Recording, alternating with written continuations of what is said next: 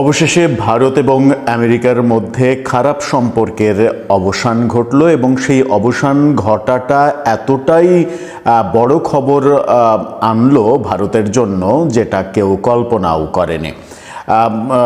American যে tax, সেই tax ভারতের উপরে 50% আরোপ করা হয়েছিল। ভারতের উপরে এক ধরনের হুমকি দিয়ে আসছিলেন ডোনাল্ড ট্রাম্প প্রায় মানে গত 6 মাসেরও বেশি সময় ধরে, তারও বেশি সময় ধরে। এরই মাঝে ভারত রাশিয়ার সঙ্গে, চীনের সঙ্গে সম্পর্ক মানে বাড়িয়ে নিয়ে এক ধরনের আমেরিকাকে পাল্টা হুমকি দিচ্ছিলেন, কিন্তু সেই সব কিছুর অবসান ঘটে গেছে গতকালকে। গত রাত থেকে ভারতীয় গণমাধ্যম, আন্তর্জাতিক গণমাধ্যমের সব থেকে বড় খবর এটি, আমেরিকা ভারতের ওপরে যে ট্যারিফ, সেই ট্যারিফ 50% থেকে কমিয়ে 18%-এ নামিয়ে এনেছে। সেই প্রেক্ষাপটে ভারতের প্রধানমন্ত্রী কি বলছেন, এই সম্পর্ক যখন জোড়া লাগলো তখন বাংলাদেশের রাজনীতিতে সেটা কেমন প্রভাব ফেলবে, আগামী নির্বাচন যখন 12ই ফেব্রুয়ারি আমাদের, সেই নির্বাচনে এটা প্রভাব ফেলবে কিনা, চলুন একটু জেনে দেখব খবরের ভেতরে ঢুকে পারিপার্শ্বিক অবস্থাগুলো আলোচনা করে। থাকবেন দর্শক। বলছিলাম, আমেরিকার প্রেসিডেন্ট ডোনাল্ড ট্রাম্প ভারতের উপরে শুল্ক কমিয়ে ফেলেছেন।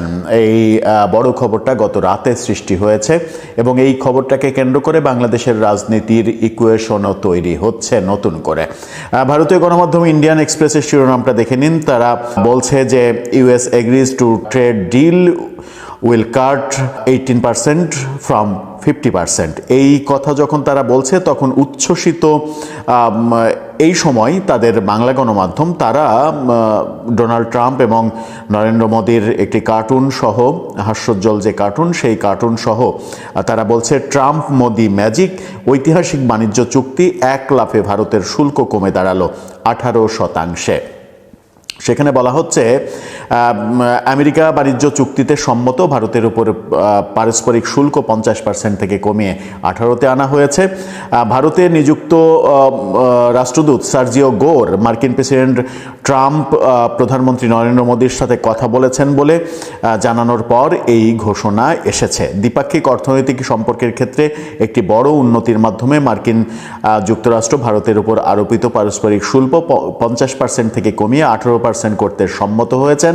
দিনের শুরুতে মার্কিন রাষ্ট্রপতি ডোনাল্ড ট্রাম্প এবং নরেন্দ্র মোদীর মধ্যে টেলিফোনে কথোপকথনের পর এই অগ্রগতি ঘটে। টেলিফোনে কথা বলেছেন তারা দুজন এবং তারপরেই ঘোষণা দেয়া হয়েছে। এই ঘোষণাটা ডোনাল্ড ট্রাম্পই দিয়েছেন এবং সেই ঘোষণার পরিপ্রেক্ষিতে প্রধানমন্ত্রী নরেন্দ্র মোদী ট্রাম্পকে ধন্যবাদ জানিয়ে ঘোষণা করেছেন যে এই পদক্ষেপ মেক ইন ইন্ডিয়া উদ্যোগকে উল্লেখযোগ্যভাবে এগিয়ে নিয়ে যাবে। আজ আমার প্রিয় বন্ধু রাষ্ট্রপতি ট্রাম্পের সাথে কথা বলতে পেরে দারুণ লাগছে। ভারতে তৈরি পণ্যের উপরে এখন 18% শুল্ক কমিয়ে আনা হয়েছে। এই চমৎকার ঘোষণার জন্য ভারতের 1.4 বিলিয়ন জনগণের পক্ষ থেকে রাষ্ট্রপতি ট্রাম্পকে অনেক ধন্যবাদ, অর্থাৎ 140 কোটি জনগণের পক্ষ থেকে ডোনাল্ড ট্রাম্পকে ধন্যবাদ জানিয়েছেন নরেন্দ্র মোদী। এই যে ধন্যবাদ জানালেন, তারা তো তাদের দুই দেশের স্বার্থ সংশ্লিষ্ট ব্যাপারে সিদ্ধান্ত নিলেন এবং ভারতের ব্যবসায়ীদের জন্য একটা বড় খবর, অনেক বড় খবর। এর জন্য অবশ্য ভারতকে রাশিয়ার সঙ্গে তেল কেনার যে ব্যাপার, সেই ব্যাপারগুলো একটু কমিয়ে আনতে হবে। ভেনেজুয়েলা থেকে তেল কিনতে হবে, যুক্তরাষ্ট্রের সঙ্গে বাণিজ্য সম্পর্ক আরও জোরদার করতে হবে। এই ব্যাপারগুলো রয়েছে, এই ব্যাপারগুলো তো থাকবেই, কারণ কেউ তো আর বিনা স্বার্থে এত বড় ছাড় দেবে না। ডোনাল্ড ট্রাম্পও নিশ্চয়ই বিনা স্বার্থে এত বড় ছাড় দেননি। তার কোনো না কোনো বড় স্বার্থ নিশ্চয়ই, স্বার্থের পারপাসটা সার্ভ হয়েছে, সেই কারণে তিনি রাজি হয়েছেন। কিন্তু এই যে দুজনের সম্পর্ক আবার জোড়া লাগলো, এই প্রেক্ষাপটে বাংলাদেশের রাজনীতিতে সেটা কেমন প্রভাব ফেলবে? বাংলাদেশে 12ই ফেব্রুয়ারি নির্বাচন এবং নির্বাচনের প্রাক্কালে আমেরিকা জামাতের দিকে ঝুঁকে গেছে, ভারত বিএনপির দিকে ঝুঁকছে। এই যে খবরগুলো প্রচারিত হচ্ছিল, এই খবরগুলোর কি কোনো পরিবর্তন হবে? আমেরিকা ভারতের বন্ধুত্ব যখন জোড়া লাগলো, তখন কি তারা সম্মিলিতভাবে বাংলাদেশের রাজনীতিতে এবার মাথা ঘামাবে? দুইজন দুই পক্ষে না থেকে দুইজন কি একই পক্ষে আসবে? সেই একই পক্ষে আসলে বিএনপির দিকে ভিড়ে যাবে নাকি জামাতের দিকে ভিড়ে যাবে? এই প্রশ্নগুলো আসছে। এই প্রশ্নগুলো যখন আসছে তখন নিশ্চয়ই ভারত চাইবে আমেরিকাকে প্রভাবিত করতে। ভারত আমেরিকাকে প্রভাবিত করতে চাইলে সেটা বিএনপির জন্য লাভজনক হবে, সাথে বিএনপির সাথে বোধহয় একটা মানে ব্যাকডোর আন্ডারস্ট্যান্ডিং হবে যে আওয়ামী লীগকে যেন রাজনীতি করার সুযোগ দেওয়া হয়, আওয়ামী লীগ যেন রাজনীতি করতে পারে, সেই ব্যাপারগুলো নিশ্চয়ই তাদের আলোচনায় থাকবে।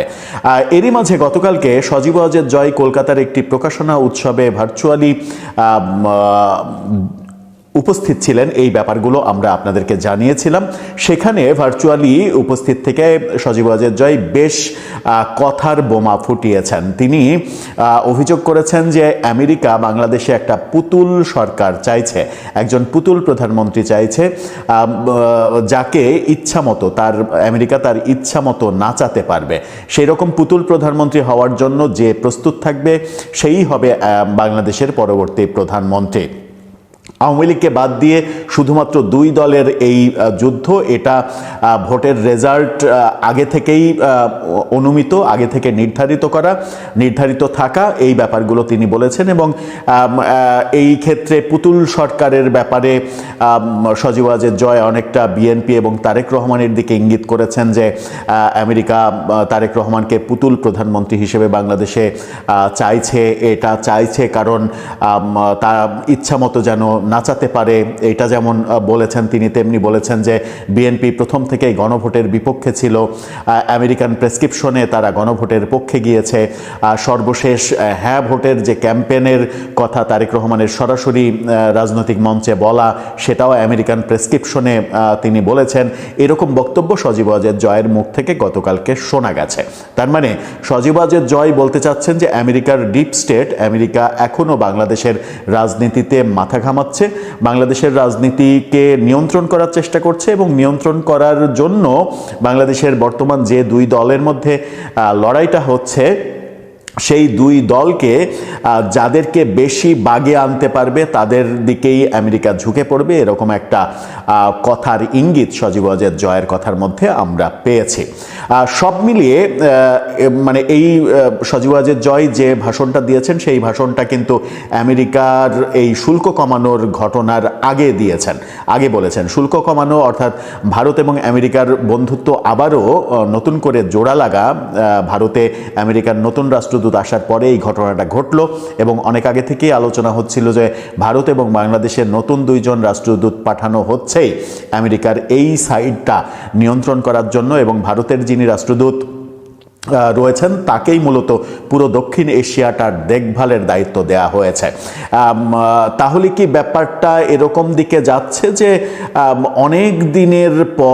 অনেক দিন পর মাঝখানে প্রায় বছরখানেক সময় অতিক্রান্ত হয়েছে, এই বছরখানেক সময় পরে নরেন্দ্র মোদী আবার নিজে এই অঞ্চলের, দক্ষিণ এশীয় অঞ্চলের শক্তিটা পুরোপুরি ফিরে পেলেন এবং পুরোপুরি আমেরিকার আস্থাটা অর্জন করতে পারলেন, যেখানে তিনি দক্ষিণ এশিয়ার রাজনীতি নিয়ন্ত্রণের এখন চেষ্টা করবেন। আর রাজনীতি নিয়ন্ত্রণের চেষ্টা করলে বাংলাদেশের রাজনীতির ক্ষেত্রে সেটা কি হবে?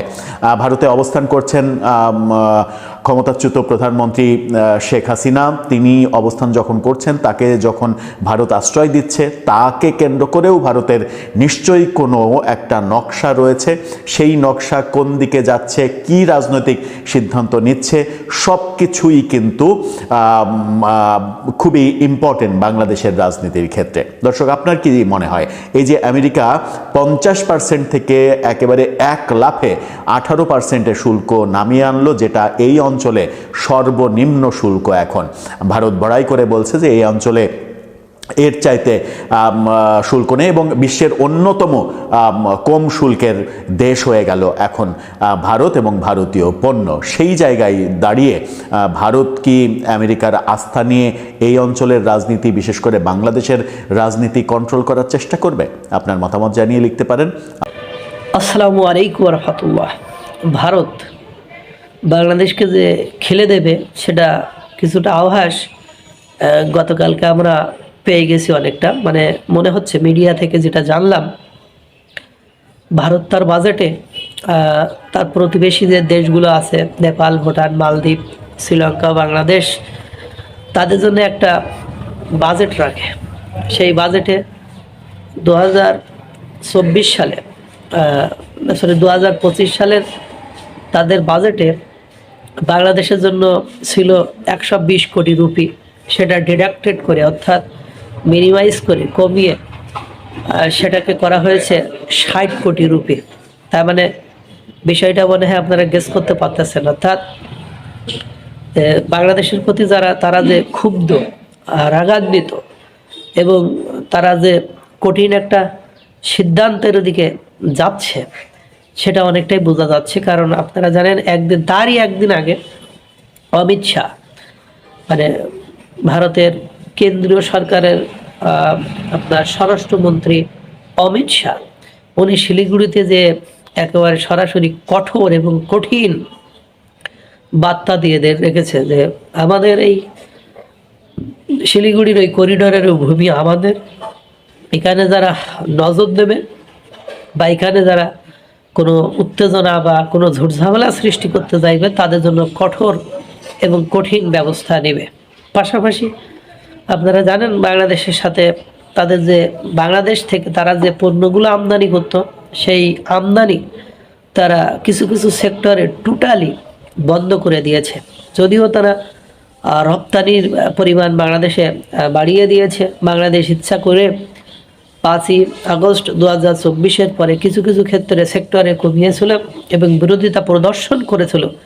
কিন্তু দিন শেষে যে আমরা দেখেছি কত বড় বড় পেঁয়াজ মায়ানমার বা পাকিস্তান থেকে নিয়ে আসার পরিকল্পনা করেছিল, কিন্তু দিন শেষে যে দেখলো এগুলো সব মানে শূন্য হয়ে যাচ্ছে বা সব ক্ষতি বা সব লোকসান হয়ে যাচ্ছে। এজন্য অনন্য উপায় হয়ে মানে কোনো উপায় অন্তর না পেয়ে, কোনো সুযোগ সুবিধা করতে না পেরে তারা আবার কি করলো, তারা আবার সেই ভারতের শরণাপন্ন হলো, ভারত থেকেই নেওয়া শুরু করলো। এরকম না যে ভারত মানে পেঁয়াজ পচে যাচ্ছিল তাই বাংলাদেশিদেরকে হাত পা ধরছে, ভারতের আলু পচে যাচ্ছিল তাই বাংলাদেশকে হাত পা ধরছে, এরকম নয়।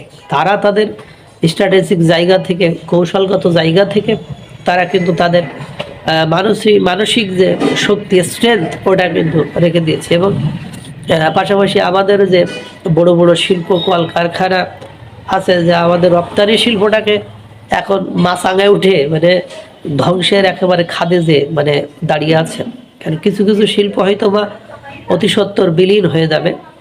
এবং আপনারা জানেন যে ভারতে প্রত্যেক বছর ভারতে যে আন্তর্জাতিক বইমেলা হয়, 2025 সালের সেই বইমেলায় বাংলাদেশকে অংশগ্রহণ করতে দেয়নি। এবারও সেই বইমেলায় বাংলাদেশকে অংশগ্রহণ করতে দেন। অর্থাৎ 5ই আগস্ট 2024 সরকার পতনের পরে 25 এবং 26 জানুয়ারি মাসে যে বইমেলা অনুষ্ঠিত হয়েছে, সেই বইমেলায় বাংলাদেশের লেখক, পাঠক, প্রকাশক এবং কোনো স্টলের মানে কোনো অপরচুনিটিস তারা দেয়নি। দ্যাট মিনস দেখেন, একদিক থেকে বাজেট থেকে কমিয়ে নিচ্ছে, একদিক থেকে আপনার তারা এদেশ থেকে কোনো রপ্তানি করছে না। অর্থাৎ যেসব সেক্টরে আমরা প্রফিট হব, আমরা লাভবান হব, সেই সেক্টরগুলো তারা ক্লোজ করে দিচ্ছে। আন্তর্জাতিক যে লেভেলগুলো, সেই লেভেল থেকে আমাদেরকে সরিয়ে দিচ্ছে। এবং আপনারা জানেন যে বিশ্বকাপ খেলাকে কেন্দ্র করে কি ঘটনা ঘটেছে।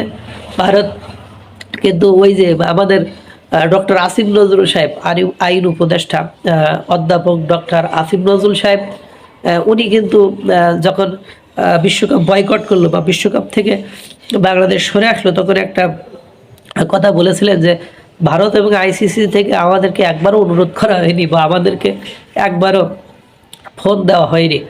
তো এই যে বিষয়টা আপনারা লক্ষ্য করেছেন, ভারত মানে সব কিছু মেলায় আমাদেরকে একটা কোণঠাসা করে ফেলেছে।